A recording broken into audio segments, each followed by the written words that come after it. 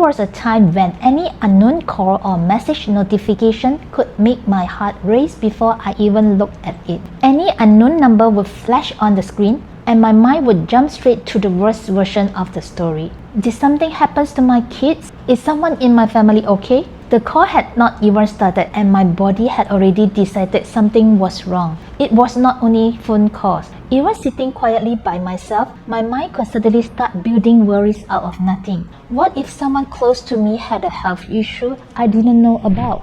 There was actually nothing wrong, just my mind searching for something to be afraid of. For a while, I told myself it was just stress, too much work, too much responsibility, the normal weight of being an adult. That is when my spouse told me to change my sitting position. He noticed I was always tense, always half turned toward the door, even when nothing was going on. So I started looking at something else instead. The room I was sitting in every single day. And that is when I noticed the first thing. I have been doing my corporate work from the same spot for months. Chair facing my laptop, back completely open, a walkway behind me. People pass through that space constantly. Sounds came from behind me all day. My back never once had the feeling of being covered. In front of me, there was a decorative object with a sharp pointed edge sitting right in my line of sight. Beside the wardrobe, a mirror faced straight into my workspace. And in the corners of the room, nothing dramatic, just everyday kind of clutter. Bags, papers, boxes I kept meaning to sort. The background mess that quietly becomes part of a room. None of it looked like a problem, but together, it was sending my body one clear message: stay alert. No wonder I could not focus. No wonder even a random phone call could set off a full body reaction. If any of this sounds familiar, stay with me by the end. You have a way to check your own room for the same thing. A lot of people hear Feng Shui and think superstitious, but underneath the old language, most of it is actually practical. It is not about luck. It is about how a space talks to your nervous system, whether it tells your body to settle or tells it to keep watching the door. Let's start with the chair. Having nothing behind your back sounds small, but it is not. There is a very natural human instinct underneath this. A solid wall, a cabinet, anything stable behind where you sit gives your body a felt sense of being covered. When your back is exposed, part of you may stay slightly on guard, even while the rest of you is trying to focus or unwind. That was me, working but also half listening to the hallway behind me, not consciously, just there, underneath everything. So I moved my chair, nothing expensive, nothing big shift. I just turned it so a wall sat behind my back instead of an open walkway. The first day, I barely noticed a difference. By the end of the week, I did. I sat down and felt more able to stay in the chair. Fewer moments of getting up for no reason.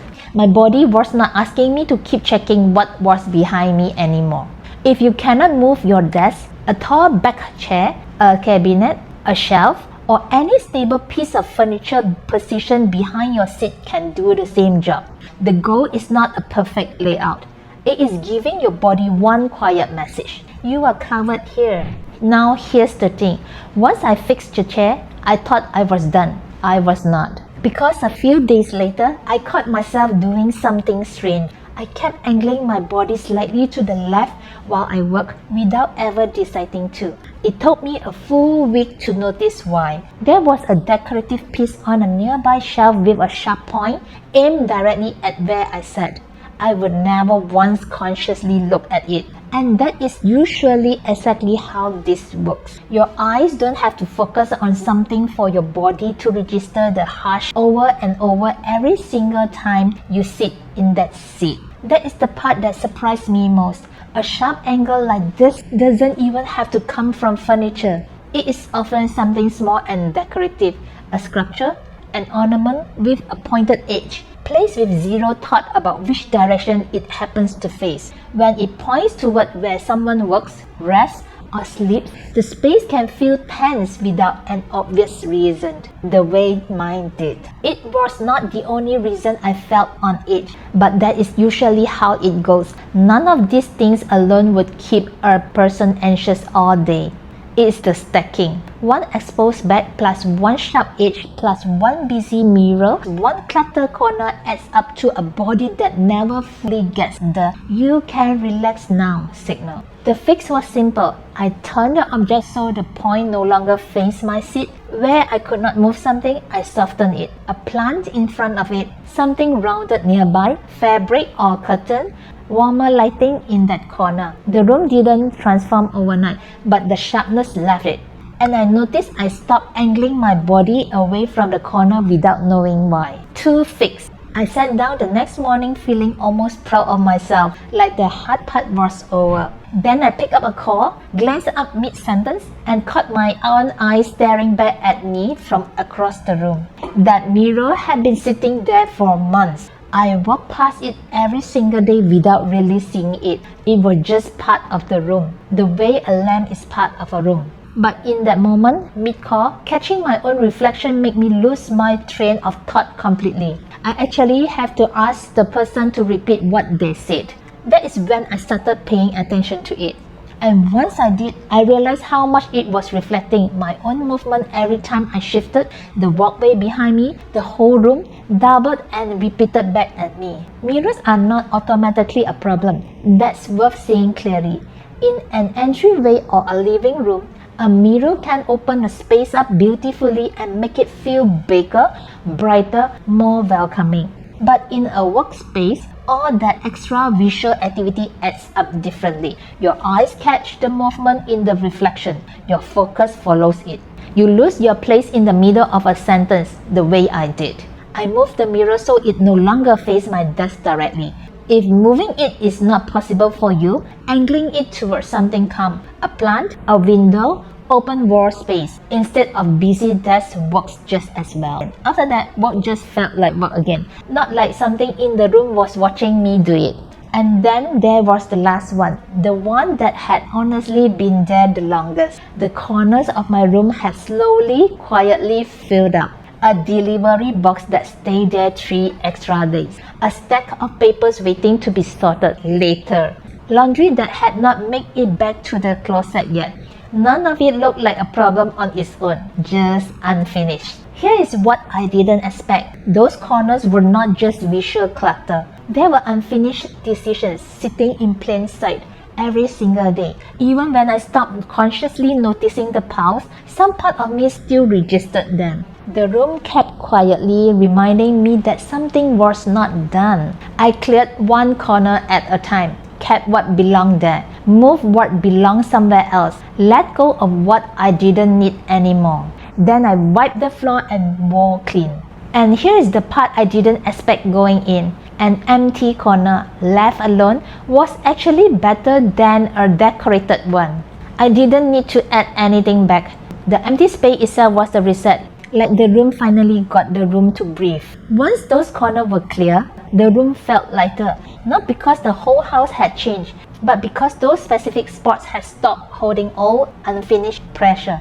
I want to be clear about something. None of this means your home is broken, or cursed, or working against you.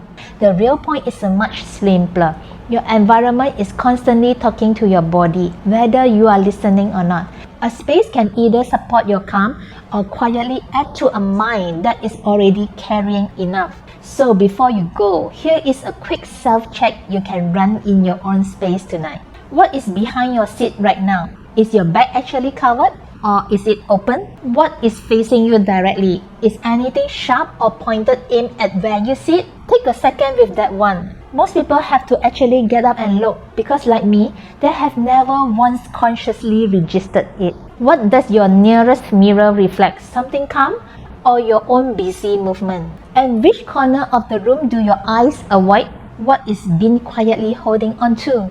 Again, you don't have to fix all 4 tonight. Just notice which one you felt something about as I said it. That is usually the one asking for attention first. Start there. Shift just that one thing and notice how the rest of the room feels from there. If you try even one of these tonight, I would genuinely love to know which one it was.